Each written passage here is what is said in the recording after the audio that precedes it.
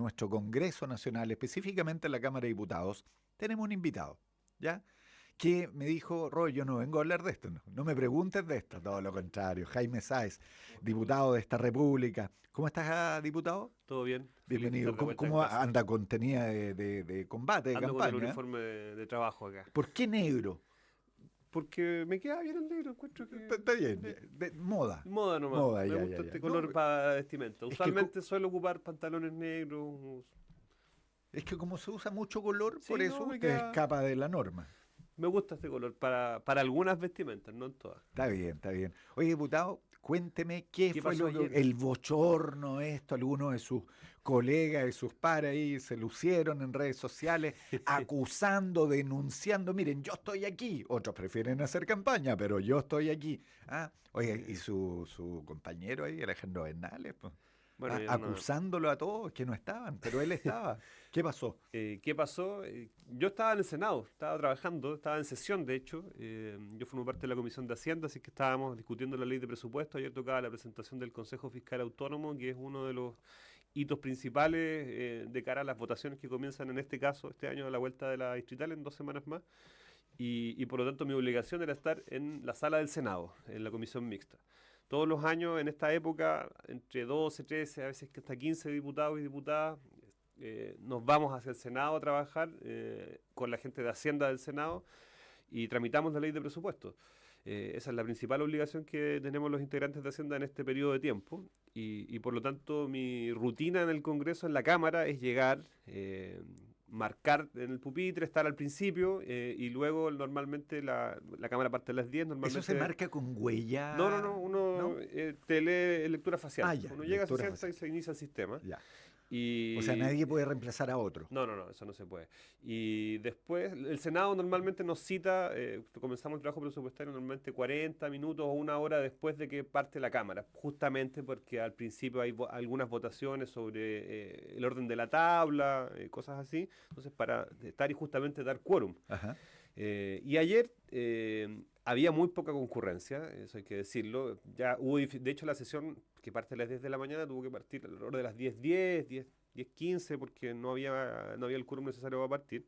Ya, pero expliquemos aquí un poquitito a toda nuestra audiencia. Cuando no hay quórum, que son mínimo 50, 50 sí. parlamentarios de los 155, ya se Se suspende. suspende. Pero se hace un llamado. Claro, Pero este llamado, porque ¿cómo se hace? ¿Una chicharra viva voz? empieza a ¿Cómo sonar una chicharra por todo el edificio y todos sabemos identificar qué ya, significa esa que chicharra. hay que ir Claro, a sala? usualmente los diputados, algunos están dando entrevistas o están en reuniones o también a veces hay comisiones Ya. sesionando en paralelo. Porque la gente dice su obligación es estar clavado en la sala.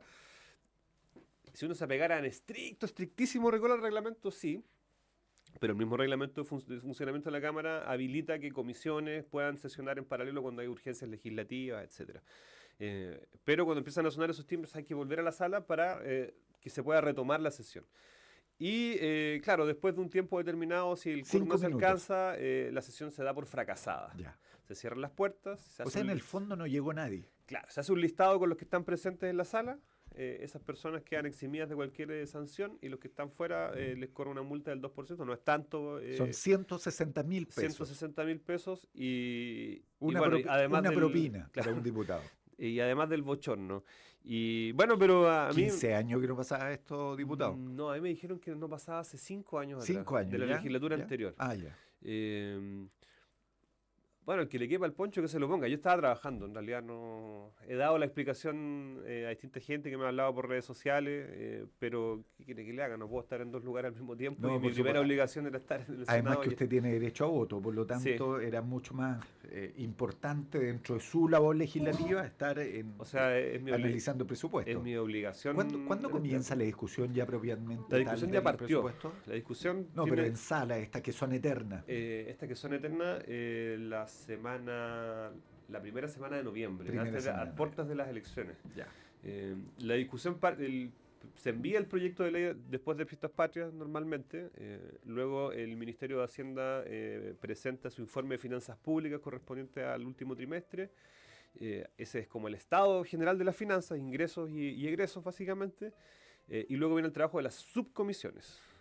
senadores y diputados nos organizamos en comisiones más pequeñitas y vamos revisando, no sé, 10 ministerios por cada comisión. Diputado, usted alcanzó a escuchar, Jaime Sáez, diputado, candidato a la reelección, además por el distrito 26. ¿Usted alcanzó a escuchar la exposición del gobernador regional Alejandro Santana? No, ¿No? no porque... Pero le dijeron sí, que lo fue pasa a es pedir que no se apruebe ese presupuesto. Esa concurrencia del gobernador y de varios gobernadores más es en la subcomisión que revisa el presupuesto de cada uno de los gobiernos regionales. A mí no me toca esa parte hasta recién a la vuelta de la distrital cuando pasemos a la comisión no mixta. se enteró, no le invitaron.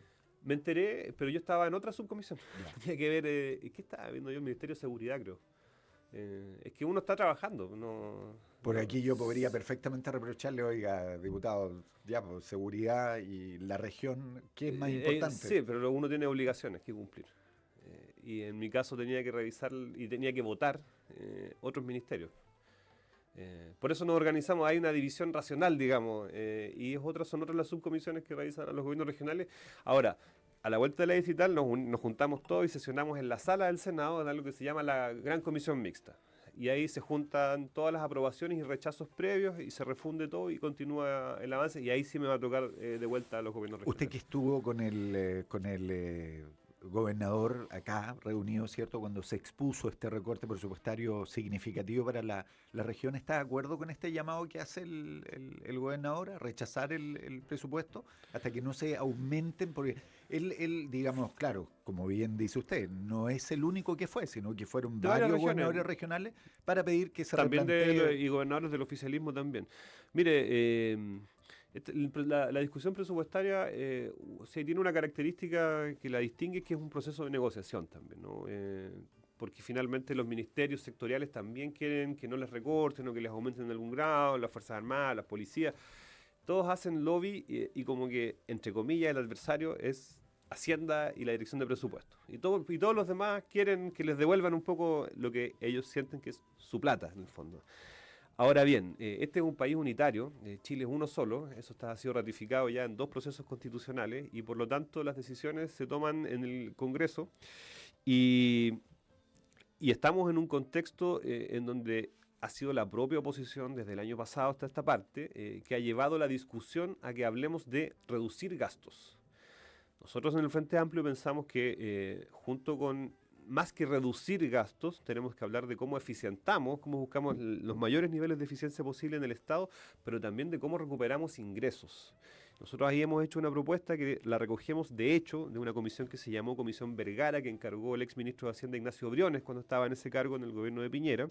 Y esa comisión, dentro de las conclusiones que pone sobre la mesa, destaca algunas medidas como terminar con algunas exenciones tributarias en el impuesto de primera categoría, principalmente vinculadas al mercado financiero, el movimiento accionario principalmente. Exenciones que permitirían recuperar del orden de $600 millones al fisco y que no tienen un impacto significativo en el crecimiento de la economía o en el mercado de capitales. Entonces, yo creo que es relevante cuando todo el mundo está reclamando que le recortan. Santana reclama que le recortan, pero su sector político y su candidata presidencial está pidiendo más recortes. Entonces yo les invitaría a que se pongan de acuerdo y sean coherentes, porque no puede ser que los congresistas de la derecha, todos sus candidatos presidenciales, hablan de reducir el gasto. Cast habla de cortar $6.000 millones, lo que provocaría una catástrofe en la economía. Y al mismo tiempo los gobernadores y alcaldes reclaman con justicia que les faltan recursos. Y yo no dudo que el reclamo del gobierno regional de los lagos sea justo. Son recursos que se necesitan. Pero se necesita coherencia política entre los actores que están ahí. Y nosotros pensamos que el presupuesto que se expande un 1,6% y que pone el énfasis en el gasto social y que efectivamente reduce en otras partes para poder colocar recursos donde más se requieren, es la forma más responsable con la política fiscal de operar en este contexto, donde el país tiene que acostumbrarse, por lo menos por una década, a llevar un nivel de gasto no superior al 1,6, 2% por ahí, porque lo contrario, el país va a encaminarse a una acumulación de deuda que no es que vaya a venir una catástrofe, pero esto es bien importante recordarlo. Chile tiene un nivel de deuda en este momento en torno al 42%. Del Producto Interno Bruto. El umbral, digamos, de peligro es el 50%. La deuda bruta de Chile aumentó mucho en la última década y media a partir del segundo gobierno de la presidenta Bachelet y también en el gobierno de Piñera, principalmente influenciado en el último gobierno de Piñera por la pandemia. O sea, hubo que romper el chanchito Sí. y endeudarse. Chile pudo endeudarse a un bajo costo, lo mismo que en la gran crisis del 2008, cuando Andrés Velasco era ministro de Hacienda, porque teníamos un colchón de ahorro y porque además teníamos un umbral de deuda muy bajo, lo que implicaba que la tasa de interés con la que le prestan a Chile es muy baja también. Si nos acercamos al límite de esa deuda, la tasa de interés va a aumentar Claro. y vamos a estar pagando mucho más intereses. Entonces, el país tiene que ajustar su nivel de gasto y hacerlo mucho más eficiente, pero eso no significa estar recortando 6.000 millones de dólares, son casi 2 puntos del Producto Interno Bruto y eso provocaría una recesión en la economía. Yo lo voy a invitar un día para que hablemos netamente de presupuesto, diputado, y en honor al tiempo y para poder aquí conversar de varios temas, quiero llevarlo a otro muy cortito. ¿Está de acuerdo con lo que ha dicho la bancada UDI republicano de presentar una acusación constitucional en contra del ministro de Energía, Diego Pardo, por este error nuevamente? O no No, sé si porque error, a ver, se cobró 2 veces el IPC en las cuentas de la luz. Viene entiendo que en un ajuste sí. entre el 2 y el 9% a partir de enero Sí, del próximo año, porque la Comisión Nacional de Energía fue la que sí. detectó esta falencia y claro, políticamente están pidiendo la cabeza al ministro. Pero la Comisión Nacional de Energía es un órgano autónomo, que no depende del gobierno y que fijó este mecanismo el año 2017. De hecho, viene del último tramo de la administración Bachelet, se ocupó durante toda la administración Piñera, y lo que ha ocurrido es que en el contexto de la pandemia se congelaron y el estallido más la pandemia, el gobierno de Piñera tomó la determinación de congelar las tarifas, en una medida que en ese momento fue muy aplaudida, pero que generó una enorme deuda de Chile con las empresas de transmisión eléctrica principalmente, no tanto con las distribuidoras, sino más bien con las transmisoras, y que son las dueñas de las líneas de alta tensión, básicamente, y también con los productores de energía.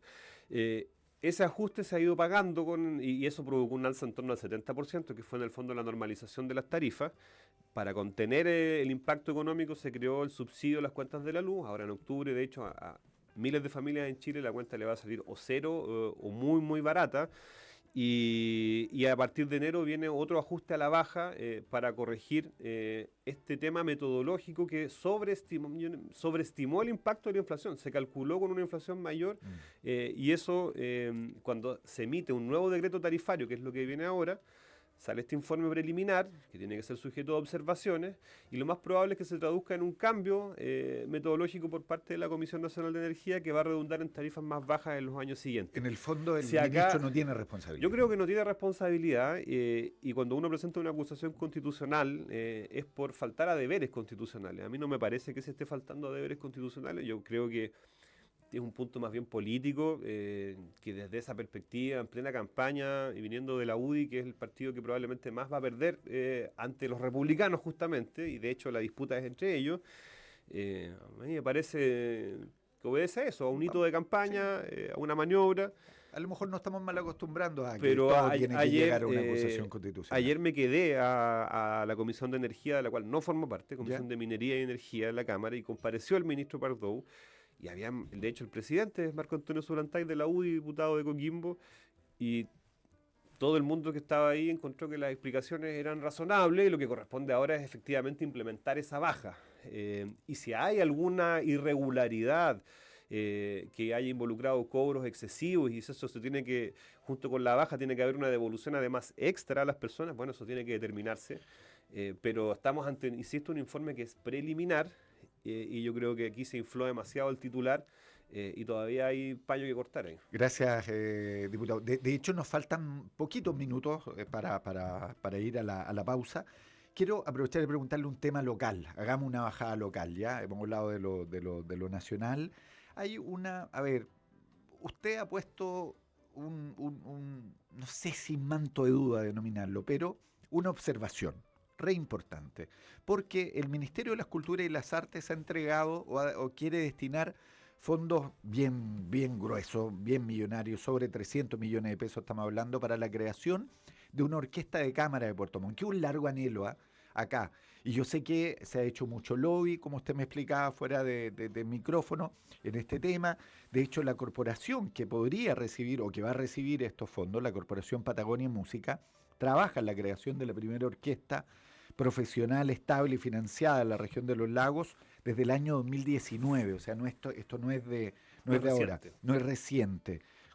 Y aquí se busca impulsar programas de conciertos, campañas mediáticas para visibilizar la importancia de contar con una agrupación regional estable con músicos profesionales, ¿ya? Y que reciban una remuneración por cada una de sus participaciones. Lo que, claro, lo que puede extrañar es que generalmente estas orquestas están asociadas a casas de estudios. Yo le contaba el caso de la Universidad de Concepción, otras universidades también, donde podría haber, y sin, por favor, sin aquí prácticamente castigar o flagelar, digamos, a la corporación. Pero usted dice, hay que tener cuidado con esto. No es llegar y entregar tanta plata. O sea, me parece que, primero, un par de cuestiones. El presupuesto del Ministerio de Cultura, pese a que a algunos no les guste, aumentó el año pasado para este año en curso. Se mantiene esa tendencia de cara al año 2026. Me parece que es un aumento de justicia para lo que genera la cultura, no solo el impacto social que tiene, sino también que genera un impacto económico. Hay todo un circuito que se mueve en torno a la cultura, a las industrias creativas, que es importante de considerar y asignarles presupuesto. Entonces, en la ley de presupuestos 2025, que está vigente actualmente, que creamos el 2024, se generó una glosa presupuestaria para financiar orquestas de distintas regiones, ¿ya? Para el 2026 ha habido toda una campaña local de la Orquesta Patagonia, también de la Orquesta Yanquihue, por incorporarse a esa glosa. Y el reclamo a mí me parece del todo justo. O sea, son músicos que han hecho una larga trayectoria, han estudiado mucho, se han preparado, han ido fuera de Chile a seguir estudiando, a presentarse y quieren dedicarse a esto en su región, en su territorio. Yo creo que eso es de justicia. Yo creo que además nos merecemos tener una orquesta profesional que nos represente, que nos haga sentir orgullosos y que ayude a formar nuevos músicos. Pero yo creo que estos recursos, que tampoco son tantos, estamos hablando de 300 millones de pesos aproximadamente, sí, es harta plata, pero tampoco es, si uno lo mira en lo grueso de las cifras, no es tanto. Me parece que la forma más eficiente de poder administrar esos recursos es a través, por ejemplo, de la Universidad de los Lagos, que tiene que generar el espacio. Y de hecho la universidad está dispuesta a cofinanciar, además a poner un financiamiento extra, más por sobre lo que se les asigna por presupuesto, para contratar a los músicos de ambas orquestas y poder generar un proyecto regional y no que tengamos una orquesta por acá y otra por acá. También se puede, pero me parece que desde la perspectiva del buen uso de los recursos públicos, esto debiera tender a una unificación. Y con algunas otras exigencias, como por ejemplo hacer búsqueda de talentos en las otras provincias, en Chiloé, en Palena, también en la provincia de Osorno, presentarse también en esos lugares. O sea, creo que la cultura, la música, tiene valor público y si vamos a estar financiándola con recursos públicos, entonces tiene que reflejar aquello. Y me parece que esta glosa se va a aprobar, va a existir ese financiamiento, pero Ya. yo creo que tiene que ser en justicia y tiene que lograr que ambos proyectos puedan, de ambas orquestas digo, puedan ¿Ha tenido la oportunidad de avanzar. dialogar con ambas He orquestas? dialogado con ambas ¿Ya? orquestas, ¿Y asistí hay a la. consenso en esta idea? No sé si hay consenso entre ellos, no lo he vuelto a conversar a Ya. propósito de la tramitación de la ley de ¿Pero presupuesto. podría Entiendo, llevarlo sí, aquello? entiendo que la Universidad de los Lagos, la semana pasada me tocó estar en Castro en un debate que organizado por la universidad y conversé con algunos académicos del ámbito de la extensión y decían que estaban en conversaciones avanzadas con ambas orquestas como para encauzar un proyecto común. O sea, que la Em, universidad sea un ente garante Sí, y la administradora de los se ha recursos, en el metido el fondo. rector también, o sea, se lo Ya. están tomando bien en serio y lo más importante es que están dispuestos además a poner chinchín encima, Sí, pues eso es lo otro. que es relevante porque de una glosa presupuestaria no se puede vivir y además que justamente es presupuestaria. El presupuesto de la nación rige por un año. Entonces puede ser que la glosa esté este año, el 2026 Claro. también, pero puede ser que el No 2027 la esté. glosa desaparezca. Entonces centrar como toda la energía y depender un poco de eso, yo creo que no es una buena idea. Creo que es relevante y tiene que distribuirse con los criterios de mayor justicia y sobre todo de mayor eficiencia posible. Diputado, muchísimas gracias por No hay de habernos qué. acompañado. Éxito también en la campaña. Lo vamos a invitar dentro de las próximas semanas para antes del debate del presupuesto, porque después lo vamos a perder, porque ahí va a estar todos los días ahí discutiendo, debatiendo y por supuesto que ustedes sigan en nuestra compañía, porque tenemos mucho por entregar. Nos vemos. Nos separamos un instante y volvemos con Robert Avellano e invitados a Café Express, Una presentación exclusiva de Electrocon Materiales Eléctricos, MST Materiales de Construcción, papas fritas Rix, sabor americano original, soluciones digitales. Llevamos tus eventos al mundo virtual. Egaña Automotriz. Aquí los autos se venden con confianza y con cariño.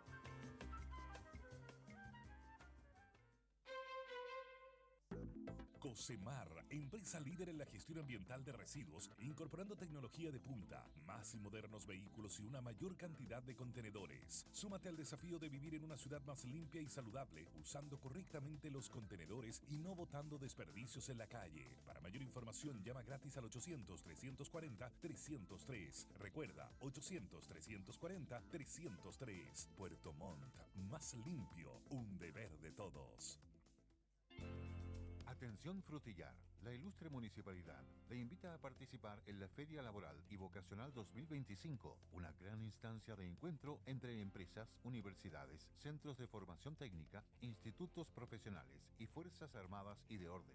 La cita es este viernes 24 de octubre desde las 10 de la mañana hasta las 2 de la tarde en la cubierta productiva y cultural de la Plaza Carlos Springer. No se pierda esta jornada pensada para jóvenes y comunidad en general. Organiza la Oficina OMIL y la Oficina de la Juventud de Frutillar. ¿Y ya pensó en la mantención de su vehículo?